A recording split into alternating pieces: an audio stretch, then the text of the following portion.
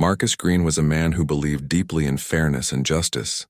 He had spent years working for the Home Office, traveling across cities and towns to ensure that police departments were doing their jobs properly. His role wasn't glamorous. He spent most of his days buried in paperwork, reviewing files and talking to officers. But Marcus saw it as more than just a job. It was his way of making sure everyone, no matter their background, was treated equally under the law. On this particular morning, Marcus woke up early, packed his bag with notebooks and folders, and set off toward a small town he'd never visited before. The name of the place didn't ring any bells, but that was typical for these assignments. Often the quieter towns were the ones where problems simmered beneath the surface, unnoticed by outsiders. Marcus knew better than to assume anything about a department based on appearances alone.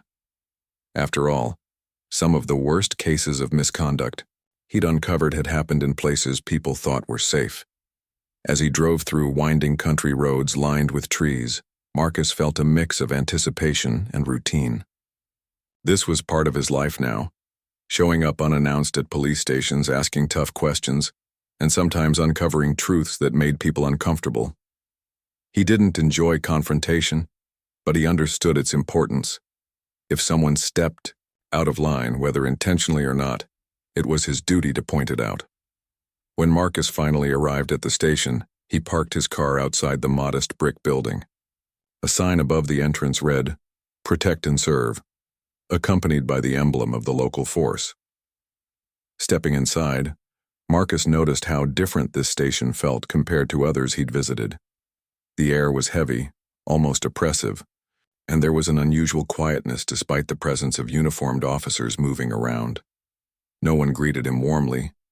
Instead, they glanced at him briefly, then quickly looked away as if trying to avoid eye contact. At the front desk, Marcus introduced himself to the officer on duty. "Good morning," he said politely, flashing his identification badge.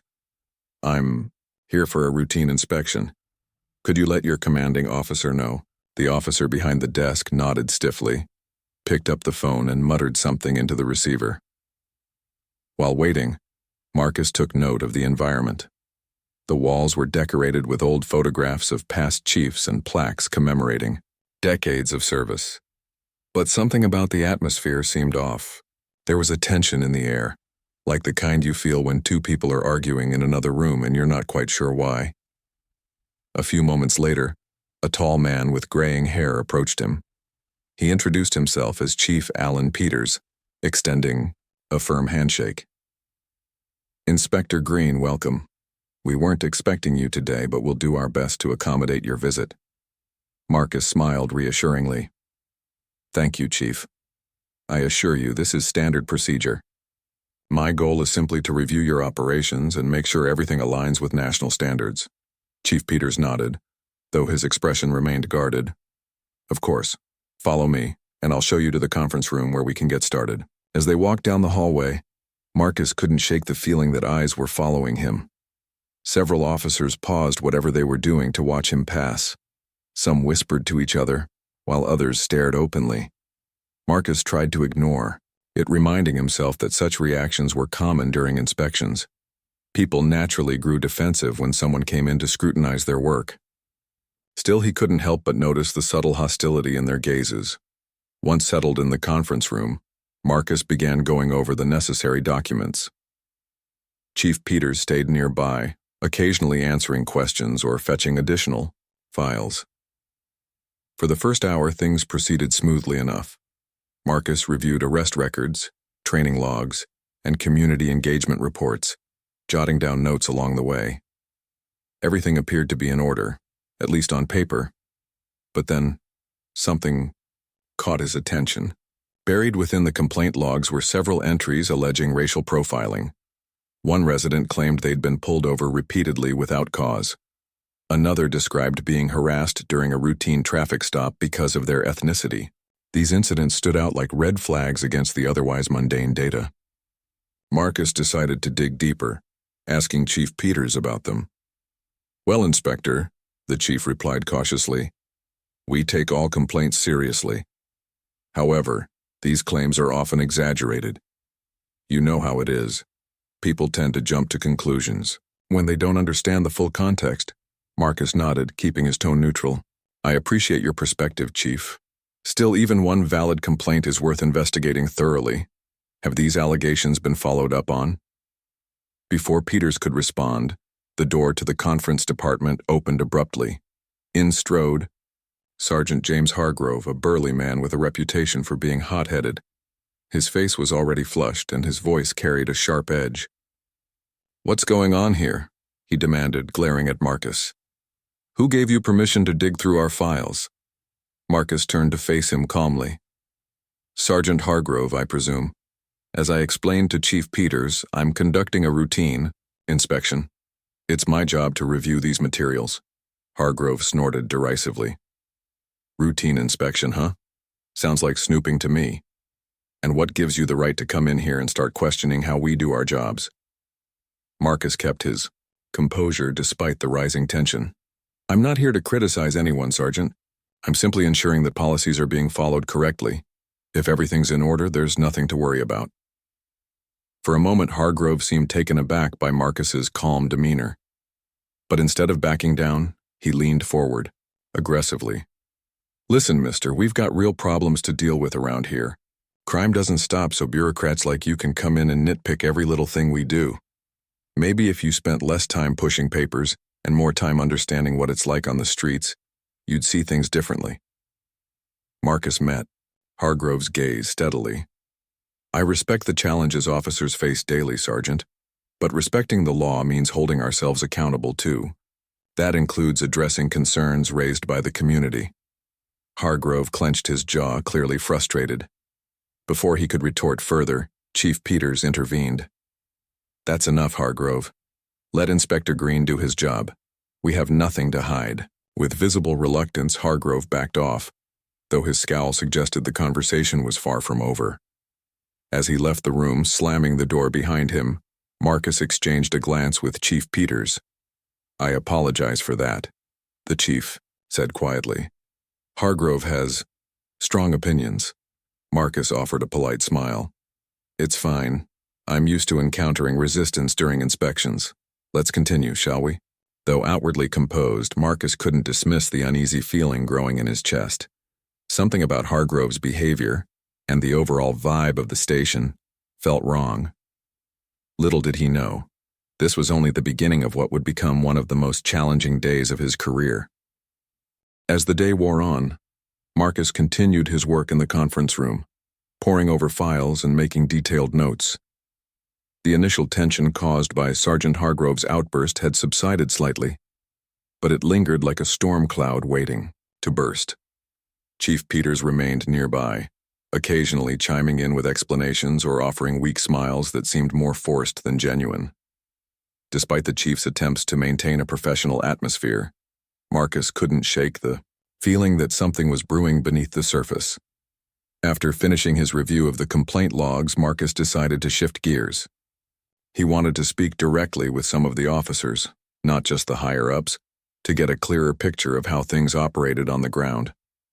"Chief Peters," he said, looking up from his notebook, "would it be possible for me to interview a few members of your team? It would help provide context for the data I've been reviewing." The chief hesitated for a moment before nodding. "Of course, I'll arrange it right away."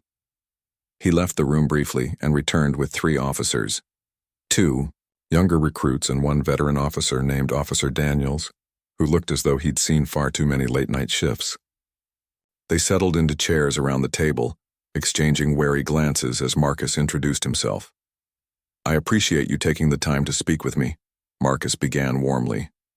"This isn't about catching anyone doing something wrong. It's about understanding how we can improve processes and ensure fairness across the board. Let's start with something simple. What do you think works well here at the station?" For a few minutes, the conversation flowed smoothly. The younger officers spoke enthusiastically about their training programs and community outreach initiatives. Even Daniels chimed in, mentioning the pride he felt when solving cases that made a real difference in people's lives. But as Marcus steered the discussion toward tougher topics like handling complaints or dealing with diversity within the department, the mood shifted noticeably. One of the younger officers glanced nervously at Daniels, clearly unsure whether to answer honestly. Finally, the veteran officer cleared his throat and spoke up. "Look, Inspector, we're not perfect. Nobody is. But we try our best to treat everyone fairly. Sometimes, though, folks misunderstand our intentions. You pull someone over for speeding, and suddenly they're accusing you of targeting them because of their race. It's frustrating." Marcus nodded thoughtfully. "I understand that frustration. But when those accusations happen repeatedly, doesn't it make sense to investigate further, to see if there's a pattern worth addressing?" Daniels shrugged. "Maybe. Or maybe it's just people looking for excuses to complain. Either way, it feels like no matter what we do, someone's going to accuse us of being biased." Before Marcus could respond, the door creaked open again. This time it was Hargrove. His broad frame filled the doorway, and his presence immediately dominated the room. Without waiting for an invitation, he strode in and pulled up a chair, planting himself between the other officers and Marcus. His expression was unreadable, but the weight of his gaze bore down on everyone present. "Still digging, huh?" Hargrove said, his tone dripping with sarcasm. "What's next, Inspector? Are you going to ask us if we secretly hate puppies too?" Marcus forced a polite smile. "Sergeant Hargrove, I didn't realize you'd be joining us. If you have insights to share, feel free to contribute." Hargrove smirked. "Insights? Sure. Here's one. This whole inspection thing is a waste of time. We've got real criminals to catch, not sit around answering questions about stuff that doesn't matter." Marcus leaned forward slightly, keeping his voice calm but firm. "Actually, it does matter. Public trust is crucial for effective policing. When communities feel mistreated, they stop cooperating with law enforcement. That makes everyone less safe, including officers like yourself." Hargrove's smirk faded, replaced by a scowl. "Oh, so now you're lecturing us on safety? You don't even wear a badge. What do you know about what it's like out there?" "I know enough to recognize patterns when I see them," Marcus replied evenly. "And based on the complaints I've reviewed, there are concerns worth exploring. Ignoring them won't make them go away." The room fell silent. The younger officers exchanged uneasy looks while Daniels stared intently at the table, avoiding eye contact altogether. Hargrove, however, wasn't done. Leaning back in his chair, he crossed his arms and let out a low chuckle. "Patterns? You mean a handful of whiners who can't handle getting caught breaking the law? Give me a break." Marcus sighed inwardly. He'd encountered resistance like this before, but rarely had it been so blatant or personal. Still, he refused to let Hargrove derail the conversation. "It's not about excuses, Sergeant, it's about accountability. If someone feels targeted unfairly, it's our responsibility to listen and address their concerns. Otherwise, we risk losing the trust of the very people we're supposed to protect." Hargrove's jaw tightened. "Trust? Trust has to be earned, Inspector, and frankly, some people don't deserve it. They play the victim card every chance they get instead of owning up to their mistakes." Marcus raised an eyebrow. "Are you saying certain groups are inherently less trustworthy than others?" "No. I'm saying actions speak louder than words," Hargrove shot back. "If someone's guilty, they're guilty. End of story." The tension in the room was palpable now. The younger officers shifted uncomfortably in their seats, while Daniels finally spoke up, attempting to diffuse the situation. All right, let's not turn this into a debate. Inspector Green's just doing his job, Hargrove. No need to take it personally." But Hargrove wasn't listening. His focus was entirely on Marcus, his eyes narrowing as though sizing him up. "You know," he said slowly, "you talk a lot about fairness and accountability. But have you ever stopped to think about what it's like for us? We put our lives on the line every day, and all we get in return is criticism. From people like you." Marcus met his gaze steadily. "I respect the risks officers take, Sergeant. Truly, I do. But respecting the badge also means holding it to high standards. Accountability goes both ways." Hargrove's face reddened, and for a moment, Marcus thought he might lose control. Instead, the sergeant stood abruptly, knocking over his chair in the process. "You wouldn't last 5 minutes in my shoes," he spat. "All you do is sit behind a desk and point fingers. Don't pretend you know anything about real life." With that, Hargrove stormed out of the room, leaving the others in stunned silence. The younger officers looked visibly shaken, while Daniels muttered under his breath, "That could have gone better." Marcus took a deep breath, trying to steady himself. He knew confrontations like this were inevitable during inspections, but they always left a sour taste in his mouth. Still, he couldn't afford to let Hargrove's behavior distract him from the task at hand. Turning back to the remaining officers, he offered a reassuring smile. "Thank you for your honesty today. Your perspectives are valuable, and I'll take them into account as I continue my review."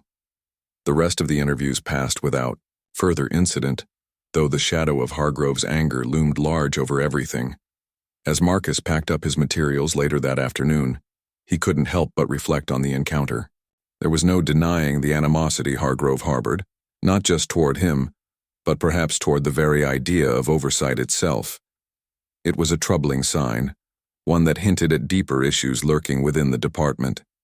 Little did Marcus know, this clash was only the beginning. By evening, tensions would reach a breaking point, forcing him to confront not just Hargrove's hostility, but the raw reality of prejudice in action. As the afternoon sun began to dip below the horizon, casting long shadows across the small-town police station, Marcus Green found himself alone in the dimly lit conference room. The interviews with the officers had ended hours ago, but he wasn't ready to leave just yet. There was still more work to do, more files to review, more details to cross-check.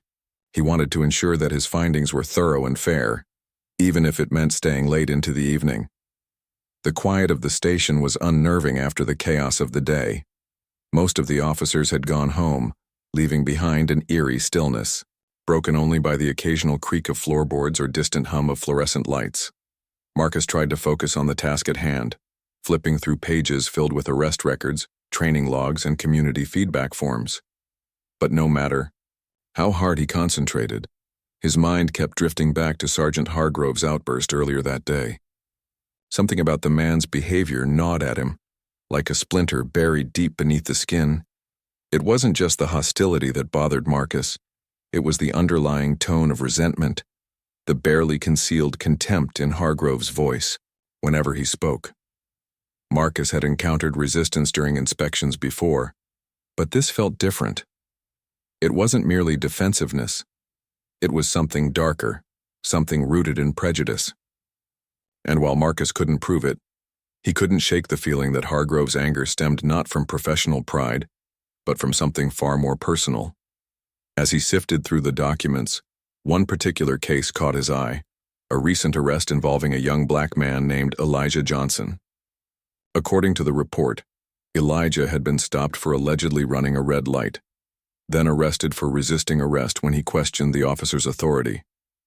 What struck Marcus most, however, was the lack of concrete evidence supporting the charges. The arresting officer claimed Elijah had become aggressive, yet body camera footage showed little more than a heated verbal exchange. Worse still, witnesses interviewed afterward described the encounter as unnecessarily confrontational, with Elijah repeatedly asking why he'd been pulled over in the first place. Marcus jotted down notes, his pen moving quickly across the page.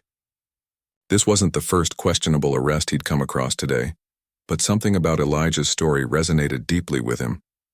Maybe it was because Elijah reminded him of his own nephew, a bright-eyed teenager who often complained about being singled out by law enforcement.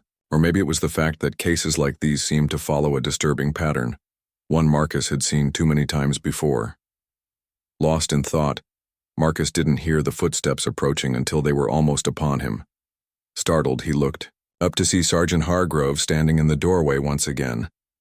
This time, though, there was no pretense of civility. Hargrove's face was flushed, his fists clenched at his sides as he glared at Marcus with undisguised fury. "You're still here," Hargrove growled, stepping closer.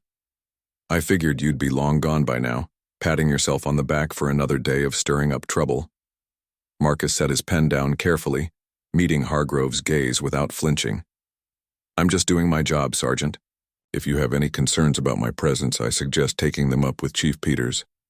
"Oh, don't give me that just doing my job nonsense," Hargrove snapped, slamming his hand against the table. Papers scattered, and Marcus instinctively leaned back, startled by the sudden violence of the gesture. "You think you're so high and mighty, waltzing in here and judging us like we're some kind of criminals? Well, let me tell you something. We're the ones putting our necks on the line every single day, not you. You wouldn't last 5 minutes out there." "I respect the risks officers take," Marcus replied calmly, despite the knot forming in his stomach. "But respecting the badge also means holding it to high standards. That includes addressing complaints when they arise." "Complaints? Is that what this is really about?" Hargrove sneered, leaning forward until his face was inches from Marcus's. "You think you're helping those people by pointing fingers at us? Newsflash. They don't care about justice. All they want is someone to blame for their problems. And apparently, you're happy to play along." Marcus took a deep breath, refusing to let Hargrove intimidate him. "This isn't about blame, Sergeant. It's about accountability. When someone feels targeted unfairly, it's our responsibility to investigate, not dismiss their concerns outright." Hargrove's eyes narrowed dangerously. "Targeted? Oh, I get it now. This is about race, isn't it? You think we're all a bunch of bigots picking on poor little victims? Typical." "That's not what I said," Marcus countered firmly. "But yes, racial profiling is a real issue, and ignoring it doesn't make it go away." For a moment, Hargrove seemed speechless, his mouth opening and closing like a fish out of water. Then, with a bitter laugh, he shook his head. "Unbelievable. You walk in here acting all righteous, throwing around accusations like you know everything. But guess what, Inspector? You don't know anything about me or anyone else in this department." Before Marcus could respond, another officer appeared in the doorway. It was Officer Daniels, the veteran who had tried to mediate earlier. "Hargrove, knock it off," he said sharply, his voice carrying a note of authority. "This isn't helping anyone." Hargrove whirled around, glaring at Daniels. "Stay out of this, old man. This doesn't concern you." "It does when you're making a scene," Daniels shot back. "Now back off before you say something you'll regret." For a tense moment, the two men locked eyes, neither willing to yield. Finally, Hargrove stepped away from the table, muttering under his breath. But as he turned to leave, he paused and glanced back at Marcus, his expression darkening. "You're playing a dangerous game, Inspector," he said coldly. "Mark my words, you'll regret sticking your nose where it doesn't belong." With that, Hargrove stormed out of the room, leaving Marcus and Daniels alone. The older officer sighed heavily, shaking his head. "Sorry about that. He's difficult, to say the least." Marcus forced a tight smile. "No need to apologize. I've dealt with situations like this before." Daniels studied him for a moment, his weathered face lined with concern. "Just be careful, all right? Hargrove's got a temper, and he doesn't always think things through. I wouldn't put it past him to do something reckless." Though Marcus nodded in acknowledgement, he couldn't ignore the unease settling in his chest. Daniel's warning lingered in his mind long after the officer left the room. For all his experience dealing with hostile individuals, there was something uniquely unsettling about Hargrove's demeanor, something that hinted at deeper, unresolved issues festering within the department. Determined to push forward, Marcus returned to his work, forcing himself to focus on the documents spread out before him. Yet as the minutes ticked by, he became increasingly aware of the weight of isolation pressing down on him.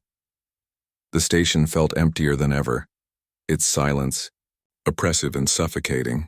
Every creak of the floorboards made him glance toward the door, half expecting Hargrove to reappear. And then, just as Marcus was beginning to pack up his things, it happened. A sudden noise shattered the quiet, a loud crash followed by heavy footsteps echoing down the hallway. Before Marcus could react, Hargrove burst into the room once again, his face twisted with rage. In his hand, he held a crumpled piece of paper, the same document detailing Elijah Johnson's arrest. "This is what you're so obsessed with, huh?" Hargrove spat, waving the paper in Marcus's face. "Some punk kid who thinks he's above the law? You seriously believe his sob story over ours?" Marcus stood slowly, keeping his movements deliberate and controlled. "I believe in facts, Sergeant." And right now, the facts raise serious questions about how that arrest was handled. Hargrove's lip curled into a snarl. Facts? You call this garbage a fact? You don't know the first thing about what happened out there. You weren't there? No, I wasn't, Marcus admitted evenly. But that's why investigations exist, to uncover the truth. If your actions were justified, then there's nothing to fear. That was the final straw for Hargrove. With a roar of frustration, he lunged forward, shoving Marcus backward into the wall. The impact knocked the wind out of him, and for a split second, Marcus froze in shock. Before he could recover, Hargrove grabbed him by the collar, pulling him close. You want the truth? Hargrove hissed, his breath hot and acrid. Here's the truth. People like you are the problem, always looking for excuses to tear us down. Well, not anymore. Kneel, Inspector. Show some respect for once. Marcus struggled to break free, but Hargrove's grip was ironclad. His mind raced, searching for a way to de-escalate the situation. Let go of me, he managed to say, his voice trembling slightly. This isn't going to solve anything. But Hargrove wasn't listening. His eyes burned with a mixture of anger and hatred, and in that moment, Marcus realized the true depth of the man's prejudice. This wasn't just about resistance to oversight. It was about power, control, and a refusal to acknowledge equality. Desperate to avoid further violence, Marcus reluctantly lowered himself to one knee, bowing, his head in submission. It was a bitter pill to swallow, but he knew fighting back would only make things worse. As he knelt there, humiliated and defeated, Hargrove loomed over him, savoring the victory. What happened next would change Marcus's life forever, and expose the ugly truth lurking within the heart of the department. The room seemed to freeze as Marcus knelt on the cold, hard floor, his head bowed under the weight of Hargrove's rage. The silence was deafening, broken only by the sound of heavy breathing, Hargrove's chest heaving with unchecked fury, and Marcus's shallow breaths, each one a reminder of how quickly the situation had spiraled out of control. For a moment, time itself felt suspended, as if the universe was holding its breath, waiting to see what would happen next. But then, without warning, Hargrove let go of Marcus's collar with a shove that sent him sprawling backward onto the ground. Marcus landed awkwardly, his hands instinctively reaching out to break his fall. Pain shot through his palms as they scraped against the rough surface of the floor, but it was nothing compared to the humiliation coursing through him. He looked up at Hargrove, who stood towering above him, his face twisted into a mask of contempt. This is where you belong, Hargrove sneered, pointing a finger down at Marcus, on your knees begging for mercy. You think you're better than us? That you can waltz in here and judge us like gods? Well, guess what? You're nothing. Absolutely nothing. Marcus struggled to sit up, his mind racing. Every instinct screamed at him to fight back, to stand his ground and demand justice. But he knew better. Hargrove was unstable, fueled by anger and prejudice, and escalating the confrontation further would only make things worse. Instead, Marcus chose to remain silent, his eyes fixed firmly on the floor as he tried to steady his breathing and regain some semblance of composure. You don't get it, do you? Hargrove continued, pacing back and forth like a caged animal. People like you, they come in here thinking they know everything, acting like we're all monsters. But we're the ones keeping this town safe. We're the ones dealing with the scum day in and day out while you sit behind your desk, sipping coffee and writing reports. You've got no idea what it's like out there. Marcus swallowed hard, forcing himself to speak despite the lump in his throat. I'm not trying to paint anyone as a monster, Sergeant. I'm just doing my job, making sure policies are followed and complaints are addressed fairly. If there's nothing to hide, then there's nothing to fear. Hargrove stopped pacing and turned to glare at him, his eyes blazing with barely contained fury. Fairly? Oh, that's rich coming from someone like you. Always talking about fairness, always playing the victim card. Well, newsflash, Inspector. Life isn't fair, and neither is this job. Maybe if you spent less time judging us and more time understanding what we deal with, you'd realize that. Before Marcus could respond, Hargrove took a step closer, his voice dropping to a menacing whisper. You want to talk about fairness? Fine. Let me tell you something about fairness. When I pull someone over, I don't care what color their skin is or where they come from. All I care about is whether they're breaking the law. But people like you, they turn everything into a race issue. They cry discrimination every chance they get because it's easier than owning up to their mistakes. Marcus shook his head, slowly, his voice calm but firm. It's not about turning everything into a race issue, Sergeant. It's about recognizing patterns when they exist. If certain groups feel targeted unfairly, and statistics show they often are, then it's our responsibility to investigate and address those concerns. Ignoring them doesn't make them go away. Hargrove clenched his fists, his body trembling with barely suppressed rage. Patterns? You mean a few isolated incidents blown out of proportion by people looking for excuses? Give me a break. You don't know these communities like we do. You don't understand the challenges we face. I'm not saying I have all the answers, Marcus replied, choosing his words carefully. But I do know that trust is earned, not given. And when communities feel mistreated, it erodes that trust. That makes everyone less safe, including officers like yourself. For a moment, Hargrove seemed speechless, his mouth opening and closing as though searching for a retort. Then with a growl of frustration, he kicked a nearby chair, sending it clattering to the floor. The noise reverberated through the empty station, echoing off the walls like a gunshot. You think you're so smart, don't you? Hargrove spat, turning back to Marcus. Always talking in circles, throwing around fancy words like trust and accountability. Well, let me tell you something, Inspector. Actions speak louder than words, and right now your actions are pissing off the wrong people. As Hargrove advanced toward him again, Marcus braced himself, expecting another violent outburst. But instead, the sergeant stopped short, his expression shifting from anger to something darker, a mixture of disgust and disdain. He reached down and grabbed Marcus by the arm, yanking him roughly to his feet.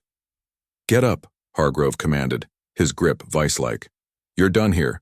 Pack your things and get out of my station. Marcus winced at the pain but didn't resist.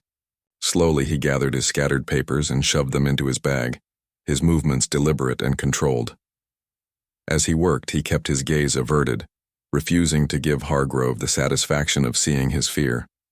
But inside, his heart was pounding, adrenaline surging through his veins as he weighed his options. When he finally finished packing, Marcus straightened up and turned to face Hargrove one last time. This isn't over, he said quietly, his voice steady despite the storm raging within him.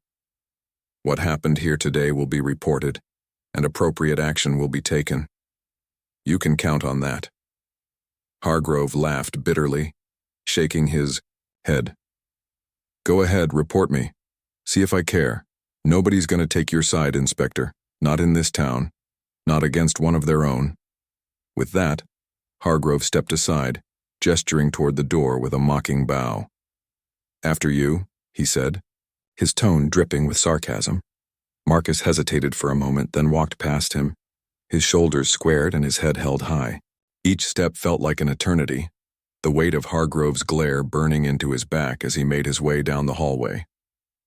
The station was eerily quiet now, the other officers having either left for the day or retreated to their offices to avoid the fallout. Only the distant hum of fluorescent lights accompanied Marcus as he reached the exit and pushed open the heavy door. Outside, the cool evening air hit him like a wave, jolting him back to reality. He paused for a moment, taking a deep breath as he tried to process everything that had just happened. His hands were trembling slightly and he could still feel the sting of Hargrove's grip on his arm. But more than the physical pain, it was the emotional toll that weighed heavily on him. The realization that the very system he worked so hard to uphold had failed him in its darkest hour. As Marcus climbed into his car and started the engine, he glanced back at the station one final time. Through the window, he could see Hargrove standing in the doorway, watching him leave with a smug grin plastered across his face. It was a look that said everything Marcus needed to know. This wasn't just about one man's prejudice. It was about a culture of impunity that allowed such behavior to thrive unchecked. Determined to ensure that Hargrove's actions wouldn't go unpunished, Marcus pulled out his phone and dialed a number he knew by heart. When the call connected, he spoke clearly and concisely. outlining the events of the day and requesting immediate intervention. By the time he hung up, the first stars of the night were beginning to appear in the sky, twinkling faintly against the darkening horizon.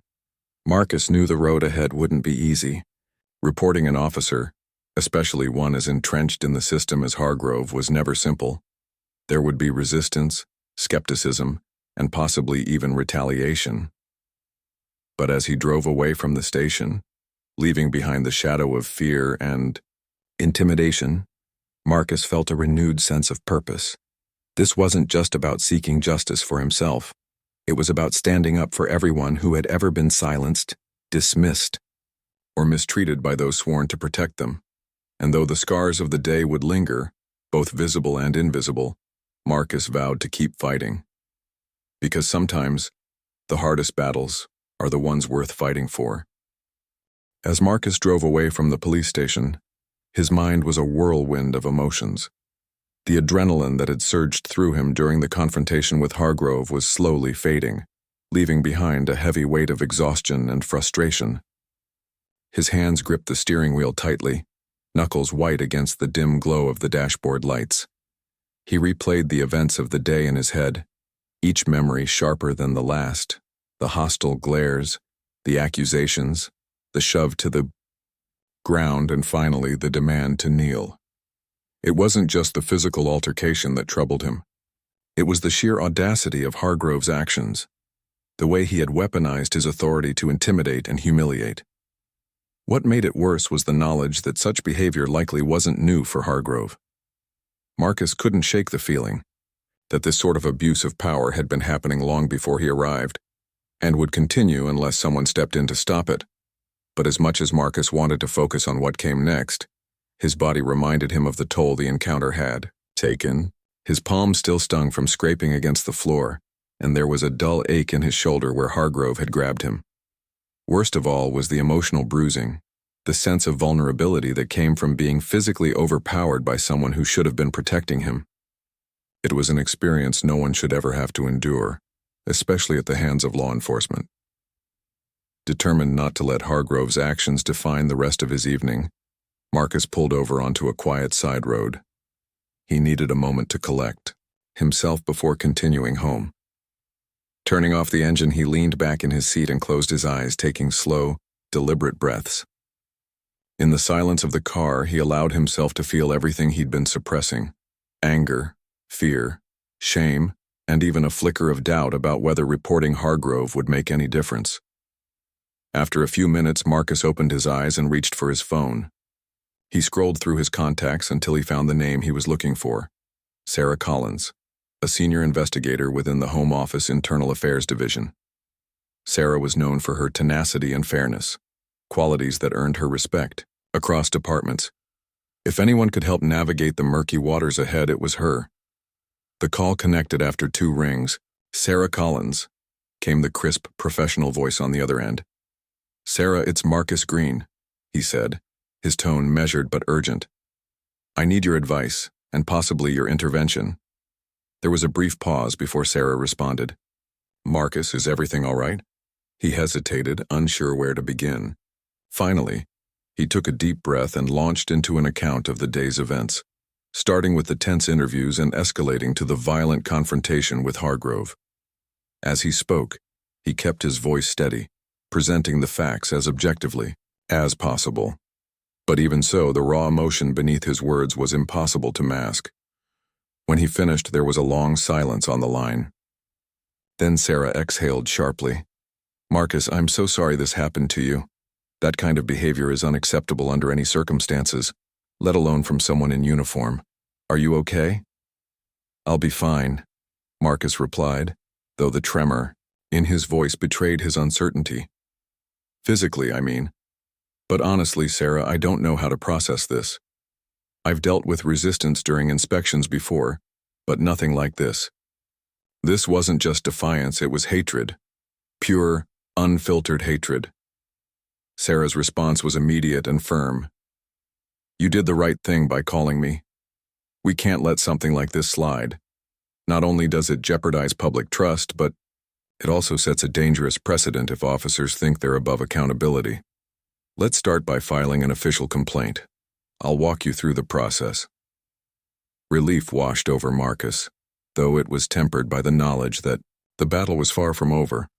Filing a complaint meant revisiting every painful detail of the incident, reliving the humiliation and fear all over again.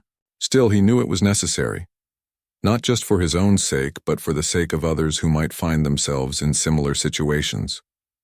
Over the next hour, Marcus worked with Sarah to draft a detailed report. They went over every aspect of the confrontation, from Hargrove's initial hostility during the interviews to the final act of violence in the conference room. Sarah listened intently, asking clarifying questions and encouraging Marcus to include specific examples whenever possible. By the time they finished, the document was comprehensive, painting a clear picture of Hargrove's misconduct. "This is solid," Sarah said as she reviewed the draft. "We'll submit it first thing tomorrow morning. Once it's filed, we'll launch a formal investigation. Depending on the severity of the findings, disciplinary action will follow, up to and including suspension or termination." Marcus nodded, though part of him wondered how effective the investigation would truly be. He had seen cases like this before, where internal reviews dragged on for months, or worse, were quietly swept under the rug. "What about retaliation?" he asked cautiously. "If word gets out that I reported him, things could get complicated." Sarah's expression softened. "I won't lie to you, Marcus. Reporting an officer always carries risks, especially when it involves someone as entrenched as Hargrove. But you're not alone in this. I'll personally oversee the investigation and we'll take steps to ensure your safety. You've done the brave thing here. Now it's our job to support you." Her words brought a small measure of comfort, though Marcus knew the road ahead wouldn't be easy. Publicly accusing a fellow officer, particularly one with Hargrove's reputation, was bound to attract scrutiny. There would be whispers, accusations, and perhaps even attempts to discredit him. But as daunting as the prospect was, Marcus refused to back down. He owed it to himself, and to the countless individuals who had suffered silently, to see this through. Before ending the call, Sarah gave him one final piece of advice. "Take care of yourself tonight, Marcus. Get some rest if you can. Tomorrow's going to be a long day and you'll need to be ready." After hanging up, Marcus sat in the car for a while longer, staring out at the darkened landscape. The streetlights cast faint halos on the pavement, their glow barely illuminating the shadows beyond. For a moment, he felt overwhelmed by the enormity of what lay ahead. Would justice prevail, or would Hargrove's connections and reputation shield him from consequences? Shaking off the doubt, Marcus started the car and resumed his drive home. Along the way, he passed familiar landmarks, a park where children played during the day, a diner bustling with late-night patrons, a row of houses glowing warmly in the night. These sights reminded him why he did what he did. Every community deserved to feel safe and respected regardless of race, background, or circumstance. And if holding people like Hargrove accountable was the price of achieving that goal, then so be it. When Marcus finally arrived home, he parked the car and stepped out into the cool night air. The quiet solitude of his neighborhood offered a stark contrast to the chaos of the day. As he unlocked his front door and stepped inside, he felt a fleeting sense of relief. Home was his sanctuary, a place where he could shed the weight of his responsibilities, if only for a little while. But even as he settled onto the couch and turned on the television, Marcus couldn't fully relax. His thoughts kept drifting back to Hargrove, to the disdainful look in his eyes and the venom in his voice. He replayed the moment when he'd been forced to kneel, the humiliation of submitting to someone who valued dominance over decency. It was a moment he knew he'd never forget, one that would linger in his memory for years to come. Yet amidst the pain and anger, there was also resolve. Marcus had faced adversity before, both professionally and personally, and he'd always found a way to persevere. This time would be no different. No matter how difficult the journey ahead, he was determined to stand firm, to fight not just for himself, but for everyone who believed in justice and equality. As he drifted off to sleep that night, exhausted but resolute, Marcus whispered a silent promise to himself. This isn't over. Not yet.